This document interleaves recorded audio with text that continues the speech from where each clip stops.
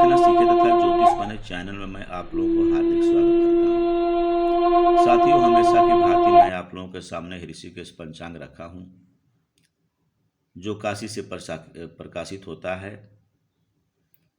मैं भी ये भी चाहता हूँ कि आप लोग, जैसे मैं इसका अध्ययन करता हूँ, आप लोग भी हो सके तो ऋषिकेश पंचांग को या अन्य कोई भी पंचांग को देखना सीखें, समझना सीखें और लोगों को समझाएं। आज मैं बहुत दिनों बाद कुछ घरेलू कार्य के चलते आप लोगों के सामने वीडियो मैं अपलोड नहीं करके लाता था, लेकिन आज मैं आप लोगों के सामने एक बहुत ही अच्छी बातें रखने जा रहा हूँ, जिसका नाम है समय निर्धारण। समय निर्धारण का अचूक सूत्र। आखिर हम समय का निर्धारण कैसे करते हैं, इसका मूल सूत्र क्या है, इसको हम लोग समझेंगे और सीखेंगे। तो आए देर न करते हुए हम लोग अपने विषय वस्तु पर चलते हैं। कहा गया है कलयति सर्वाणि भूतानि, अर्थात काल संपूर्ण ब्रह्मांड को, सृष्टि को खा जाता है। इसी काल का सूक्ष्मतम अंश परमाणु है और महानतम अंश जो है वह ब्रह्मा है। जैसे आधुनिक काल के अनुसार सूक्ष्मतम अंश सेकंड है और महानतम अंश शताब्दी है। आज हम लोग समय की जो गणना करने सीखने जा रहे हैं। समय निर्धारण एवं काल गणना में क्रमशः प्रहर, दिन रात, पक्ष, अयन, संवत्सर, दिव्य वर्ष, मनवंतर, युग, कल्प और ब्रह्मा की गणना करते हैं। चक्रीय अवधारणा के अंतर्गत ही हिंदुओं ने काल को कल्प, मनवंतर, युग अर्थात चारों युग आदि में विभाजित किया, जिसका आविर्भाव बार बार होता है।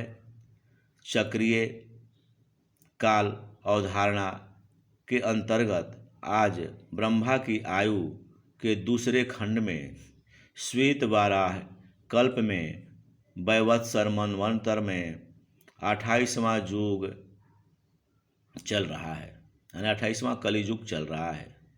इस कलियुग की समाप्ति के बाद चक्रीय नियम में पुनः सतयुग आएगा।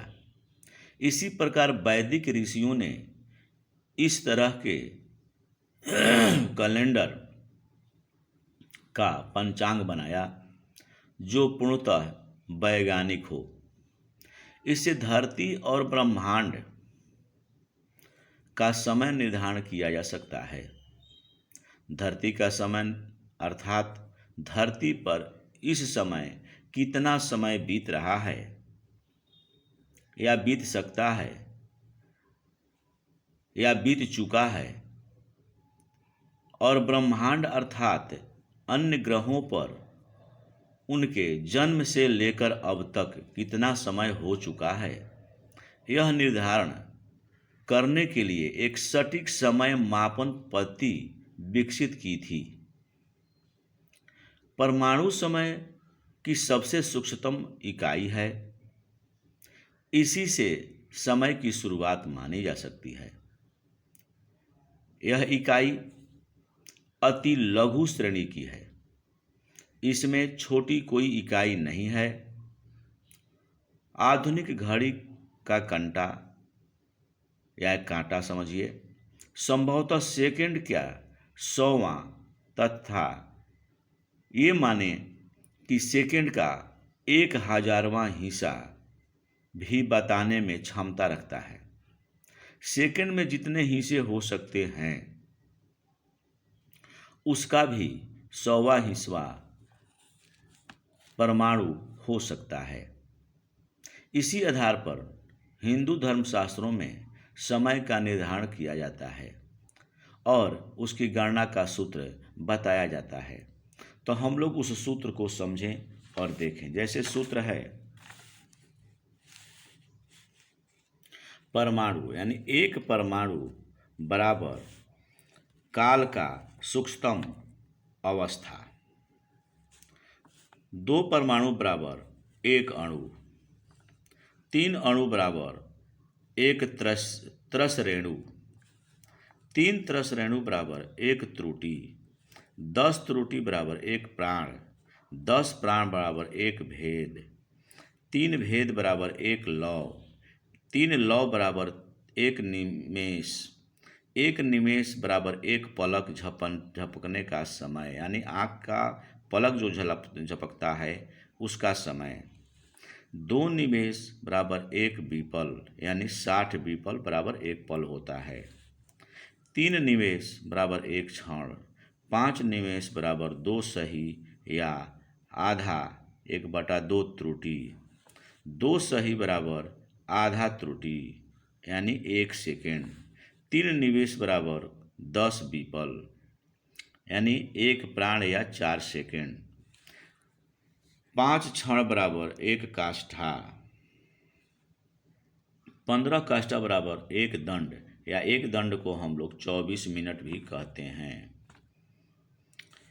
ये 2 दंड बराबर 1 मुहूर्त, 15 लघु बराबर 1 घटी, 1 घटी बराबर 24 मिनट या 60 पल, 3 मुहूर्त बराबर 1 प्रहर, 2 घटी बराबर 1 मुहूर्त यानी 48 मिनट, 60 घटी बराबर 1 अहोरात्र, अहोरात्र यानी दिन रात, 15 दिन रात बराबर 1 पक्ष, 2 पक्ष बराबर 1 मास यानी पितरों का दिन रात, 1 कृष्ण पक्ष बराबर